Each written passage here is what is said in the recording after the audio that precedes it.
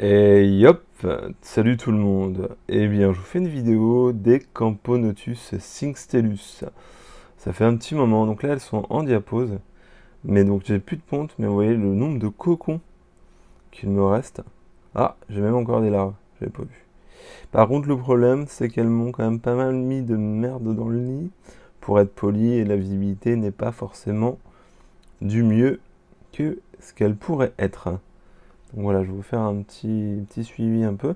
J'ai des majors. Vous pouvez voir que j'ai des majors assez sympathiques maintenant.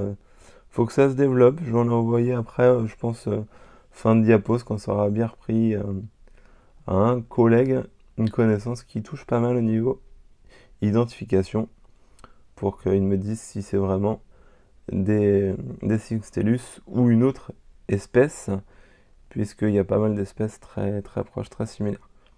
Voilà. Alors, je sais pas si vous allez bien voir, les couleurs, elles ont des reflets un peu comme les Parius, mais là, du fait de ma qualité photo, du problème d'appareil, et en plus de la saleté du nid, vous allez peut-être pas forcément y voir grand-chose. Là, on peut voir la Genie qui est là, mais pareil, cachée par un écran de saleté, de sable et de restes d'insectes. Voilà. Là, vous pouvez voir un peu plus la couleur, je pense, des spécimens que je vous montre. Voilà. Vous voyez un peu, magnifique. C'est une espèce vraiment sympa, hein, qui se développe bien, parce que je sais pas si vous vous souvenez, je les ai reçus, je crois de mémoire, en avril ou en mai. Et là, nous sommes au mois de décembre. Et bah clairement, j'ai passé la centaine d'individus sans problème pour cette espèce. Pour le moment, elle se développe bien. J'attends que ça finisse. Alors, je me tâtais à m'en séparer. Je sais toujours pas. Après, pour le moment, je les garde. Je sais toujours pas. Ça dépend de mes projets.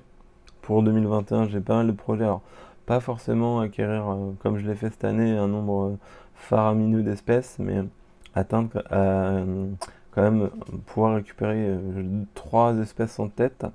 Je ne vous dirai pas le nom, je vous laisse la surprise, mais de fourmis qui courent vraiment pas forcément les rues.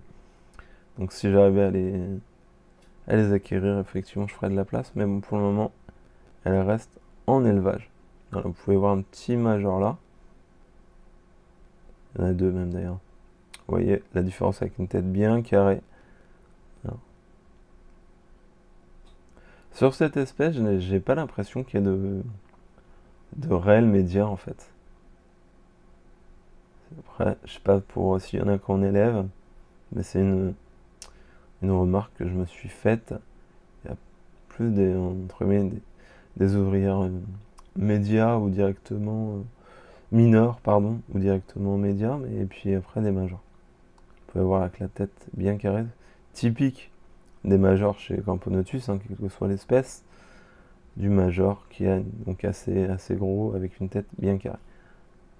Alors, je sais pas ce que ça va donner en termes de vidéo. Là, on voit un peu plus les couleurs et encore, ça rend pas vraiment justice à l'espèce puisque normalement c'est une coloration bien argentée, bien brillante, qui est vraiment sympa. Petite physiogastrie des familles, voilà, ça fait de la physio. Voilà un petit peu pour l'espèce. Donc là, dommage, hein, le nid est sale, mais je vais avoir effectivement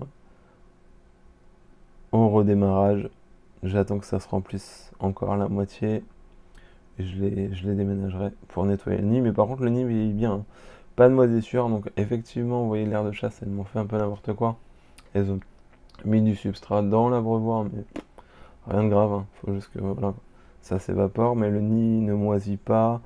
Il n'y a pas eu de gros dégâts, voilà, par des saletés, mais le nid est parfaitement utilisable et il fait bien son job. Alors, c'est une espèce que je n'humidifie pas, mais comme là, elles ont un peu mouillé le substrat et effectivement, il y a de l'humidité dans l'air dans l'ADC.